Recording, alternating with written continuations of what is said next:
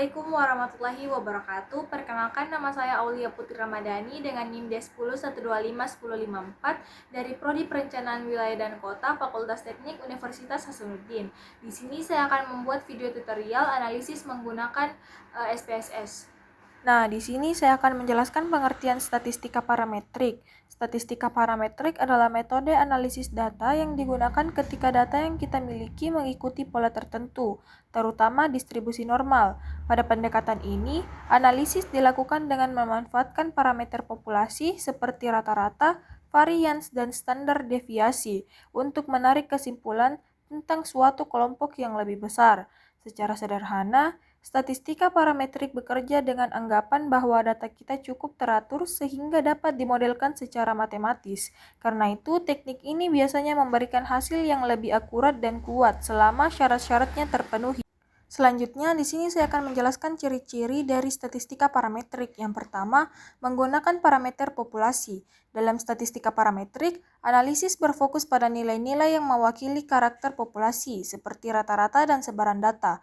Parameter ini menjadi dasar pengambilan keputusan. Yang kedua, mengharuskan adanya asumsi tertentu. Metode ini tidak bisa digunakan sembarangan. Data harus memenuhi asumsi seperti normalitas, homogenitas varians, dan kadang linearitas. Yang ketiga, data digunakan bersifat internal atau rasio. Artinya, data harus berupa angka yang memiliki jarak jelas antar nilai, sehingga dapat dilakukan operasi matematika, contohnya tinggi badan dan juga nilai T. Nah, yang keempat, memberikan hasil yang lebih sensitif dan presisi. Karena mengandalkan distribusi dan parameter populasi, metode parametrik mampu mendeteksi perbedaan atau hubungan variabel dengan lebih tajam. Nah, yang kelima yaitu memerlukan sampel yang cukup dan representatif. Semakin besar jumlah sampel, semakin data mendekati distribusi normal. Hal ini membuat analisis parametrik lebih dapat diandalkan. Selanjutnya, syarat penggunaan. Yang pertama, data harus berdistribusi normal. Distribusi normal menunjukkan bahwa sebagian besar nilai berkumpul di sekitar rata-rata. Normalitas dapat diperiksa menggunakan grafik histogram atau uji statistik seperti Shapiro-Wilk. Yang kedua, varians antar kelompok harus homogen. Homogenitas berarti penyebaran data pada masing-masing kelompok harus serupa. Hal ini diuji dengan Levin test. Jika varians terlalu berbeda, hasil uji seperti ANOVA atau t-test bisa bias. Nah, yang ketiga, data berkategori interval atau rasio. Uji parametrik tidak cocok untuk data kategori, seperti setuju atau tidak setuju. Metode ini memerlukan data numerik yang bisa dioperasikan secara matematis.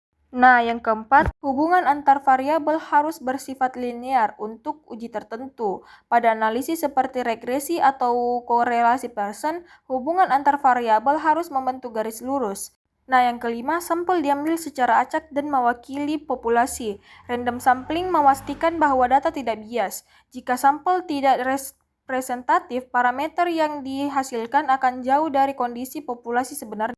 Selanjutnya, pengertian statistika non-parametrik. Statistika non-parametrik adalah pendekatan analisis data yang tidak bergantung pada asumsi distribusi tertentu, misalnya distribusi normal, dan tidak menetapkan parameter populasi tertentu seperti rata-rata dan varian sebagai dasar utama uji. Dengan kata lain, non-parametrik bersifat bebas atau distribution free, sehingga bisa dipakai pada data yang berbentuk sebarannya tidak diketahui atau tidak memenuhi asumsi parametrik. Nah, selanjutnya kapan sih digunakan statistika non-parametrik ini? Nah, yang pertama, ketika asumsi distribusi tidak terpenuhi. Metode parametrik mengasumsikan bahwa data berasal dari populasi yang berdistribusi secara normal, sehingga ketika data kalian menunjukkan distribusi yang tidak normal, maka non-parametrik dapat digunakan. Yang kedua, jenis skala data. Ketika data kalian menggunakan data ordinal atau nominal, maka non-parametrik dapat digunakan. Yang ketiga, ukuran sampel kecil. Meskipun asumsi normalitas menjadi kurang ketat pada sampel besar, pada sampel yang sangat kecil, misalnya N kurang dari 10, sulit untuk memastikan normalitas, sehingga non-parametrik seringkali lebih direkomendasikan. Yang keempat, adanya data pencilan atau outliers. Jika dataset Anda memiliki pencilan ekstrim yang dapat mendistorsi nilai rata-rata, maka metode non-parametrik yang berbasis peringkat akan memberikan hasil yang lebih representatif dan stabil. Selanjutnya, perbedaan parametrik dan non-parametrik. Yang pertama, asumsi distribusi data. Nah, statistika parametrik mengharuskan distribusi tertentu, misalnya distribusi normal, varians homogen, dan linearitas. Sedangkan statistika non-parametrik tidak mengharuskan asumsi distribusi spesifik, sehingga disebut distribution free. Yang kedua, jenis data. Statistika parametrik idealnya untuk data berskala interval atau rasio, sedangkan statistika non-parametrik bisa digunakan untuk data ordinal, nominal, ataupun data numerik yang tidak memenuhi asumsi normalitas. Yang ketiga, kekuatan uji atau efisiensi. Statistika parametrik bila asumsinya terpenuhi, maka hasilnya lebih sensitif atau powerful. Sedangkan statistika non-parametrik, jika asumsi parametriknya dilanggar, hasilnya maka tetap valid, tapi umumnya kurang efisien atau kurang powerful jika dibandingkan dengan data parametrik ketika ideal. Lalu yang kelima, kelemahan dan keterbatasan. Statistika parametrik sensitif terhadap pelanggaran asumsi seperti normalitas, outlier, varians, tak homogen. Sedangkan statistika non-parametrik kurang presisi dalam estimasi parameter populasi, bisa membuang informasi dari nilai asli saat mengandalkan peringkat atau urutan. Nah, untuk lebih jelasnya, saya akan membuat tutorial pengolahan data dalam SPSS. Di sini kita sudah memiliki data mentah dari 50 responden dan juga data kelas A dan B. Data kelas A kita tulis dalam angka 1 dan data kelas B kita tulis dalam angka 2. Lalu datanya kita pindahkan ke SPSS, data kelas A dan kelas B, dan juga data homesick kita pindahkan di SPSS. Kita copy, Ctrl C, lalu kita pindah ke SPSS. Kita klik Ctrl V untuk tempel. Nah, di sini data kita sudah muncul. Kita kembali ke Excel untuk menyalin data akademik dan juga emosional.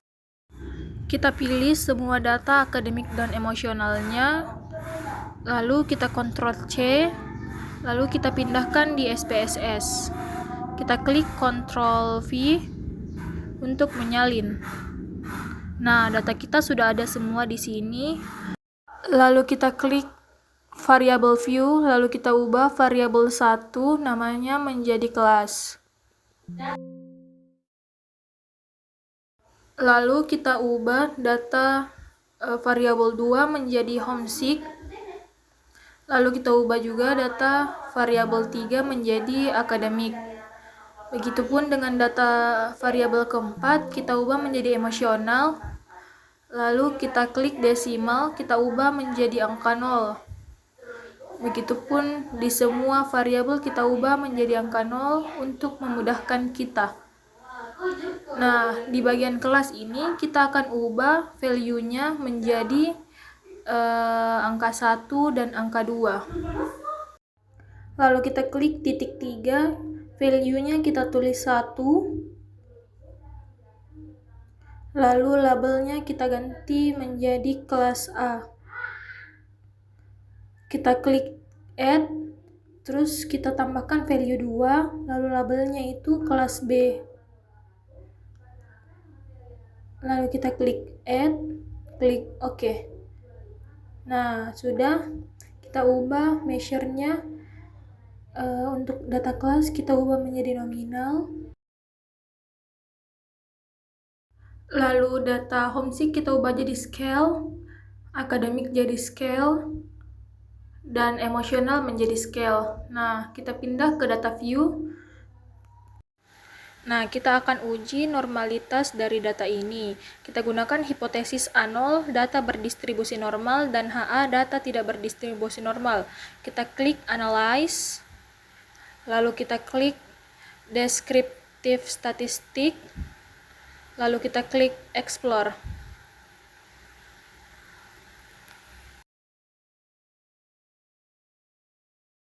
Masukkan variabel yang akan kita uji. Kelas kita pindahkan ke factor list, lalu homesick, akademik, dan juga emosional kita Ctrl A, lalu kita pindahkan di dependent list.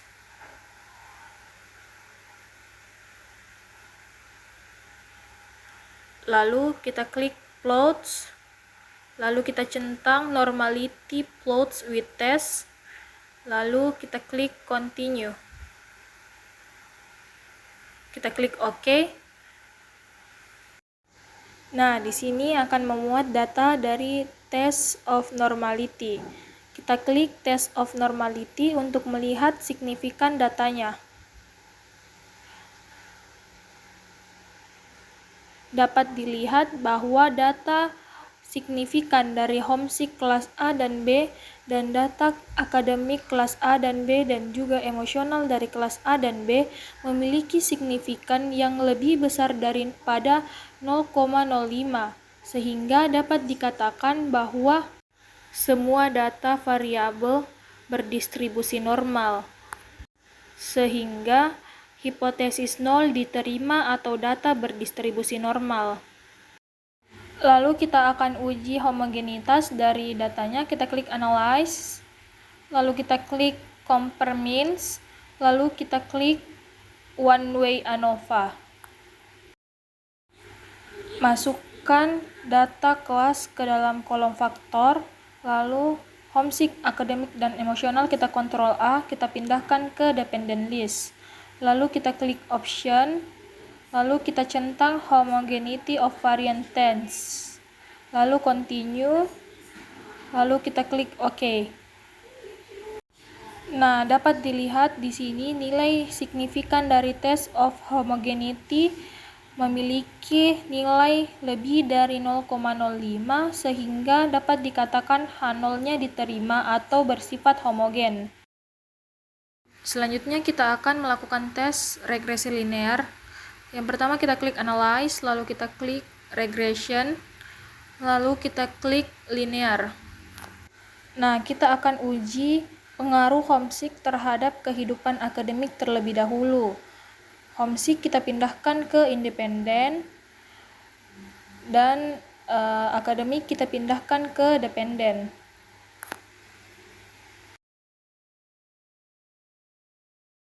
Lalu kita klik statistik, kita centang estimates, model fit, dan juga descriptive. Lalu kita klik continue, dan kita klik OK.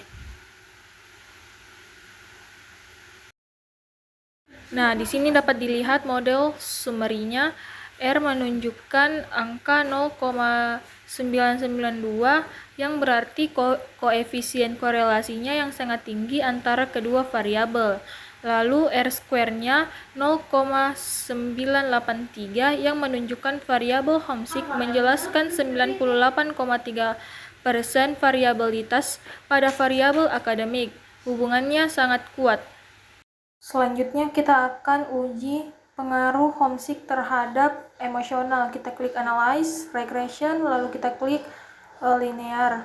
Kita pindahkan data akademik kembali dan kita ganti menjadi emosional.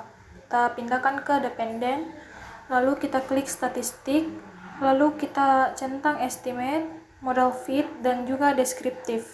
Kita klik continue, lalu kita klik OK. Nah, di sini dapat dilihat R-nya itu bernilai 0,995 yang memiliki koefisien korelasi yang sangat tinggi antara kedua variabel. Lalu R-square-nya itu 0,990 yang berarti variabel homesick menjelaskan 99,0% variabilitas pada variabel emosional. Hubungannya sangat kuat. Nah, di sini kita klik analyze. Lalu kita klik non-parametric test. Lalu kita klik legacy dialogs. Lalu kita klik to independent sample. Nah, kita akan uji non-parametric menggunakan uji Mann-Whitney U-test yang memiliki hipotesis H0 tidak ada perbedaan signifikan antara dua kelompok kelas A dan kelas B, dan H alternatif ada perbedaan signifikan antara dua kelompok kelas A dan kelas B pada variabel yang diuji. Masukkan variabel yang akan diuji, kita pindahkan kelas ke grouping variabel, lalu homesick, akademik, dan emosional kita Ctrl A, baru kita pindahkan di test variable list.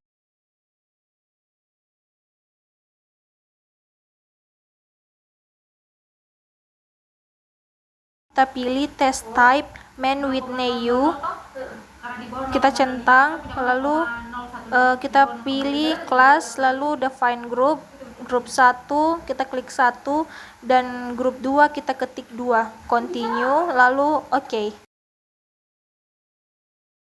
Nah, di sini kita dapat melihat tabel ranks yang terlihat hasil dari 3 variabel. Yang pertama itu homesick yang memiliki rata peringkat kelas A dan kelas B yang hampir sama, yang menunjukkan tidak ada perbedaan tingkat homesick yang berarti antara kelas A dan kelas B. Begitupun dengan nilai akademik yang hasilnya sangat dekat, menandakan tidak ada perbedaan kemampuan akademik secara signifikan. Lalu emosional memiliki rata-rata peringkat lagi-lagi yang hampir sama, menunjukkan tingkat emosi kedua kelas tidak berbeda signifikan. Lalu pada tabel tes statistik dapat dilihat signifikan dari data homesick menunjukkan 0,961, akademik 0,984 dan emosional 0,954, yang berarti melebihi dari 0,05, artinya tidak ada perbedaan signifikan. Jadi tidak ada perbedaan signifikan antara kelas A dan kelas B pada ketiga variabel yaitu homesick, akademik, dan emosional. Sehingga dapat disimpulkan bahwa berdasarkan uji non-parametrik Man-Whitney U, tidak ditemukan perbedaan yang signifikan antara kelas A dan kelas B pada variabel homesick, akademik, dan emosional. Hal ini menunjukkan bahwa kedua kelas memiliki tingkat kerinduan, performa akademik, dan kondisi emosional yang relatif sama. Sekian penjelasan dari saya, lebih dan kurangnya mohon dimaafkan. Assalamualaikum warahmatullahi wabarakatuh.